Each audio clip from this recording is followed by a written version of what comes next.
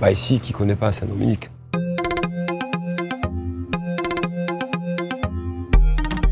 Le Saint-Dominique, en réalité San Domenico, parce que c'est un bateau italien, représente la fin d'une époque. La fin d'une époque, l'époque des grands voiliers en fer, les mêmes qui faisaient le tour du monde, qui faisaient le Cap Horn.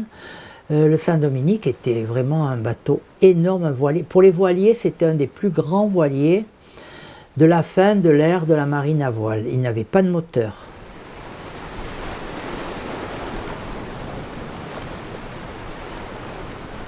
Ce jour-là, il devait aller au carénage. Comme il ne pouvait pas lui-même se déplacer, il était à la remorque deux remorqueurs du port. Pour faire tenir ce bateau à flot, pour lui donner de l'équilibre, il fallait laisser le lest. Et apparemment, il est parti du vieux port et ils ont délesté la quille. Et en cours de route, le vent s'est levé et le bateau a coulé, a sombré. Il a coulé ici à 2000 nautiques d'ici.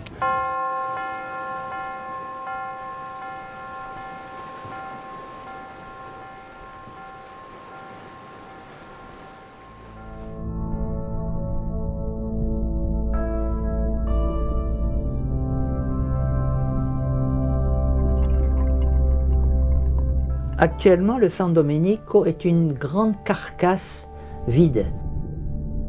Il a plusieurs ponts, ces plusieurs ponts sont devenus des amoncellements de poutrelles et il n'y a rien à l'intérieur.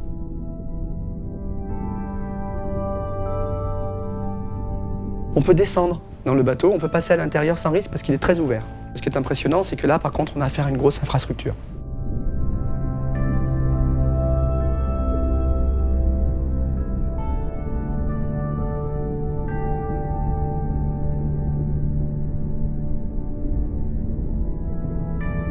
L'épave est particulière parce que posée sur un fond de sable un peu vaseux puisqu'on est dans la rade du vieux port.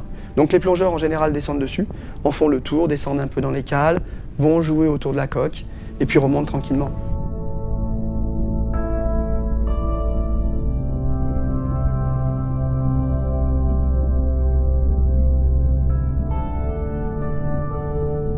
Il a coulé droit sur sa quille et depuis c'est une des plus belles épaves de la rade de Marseille.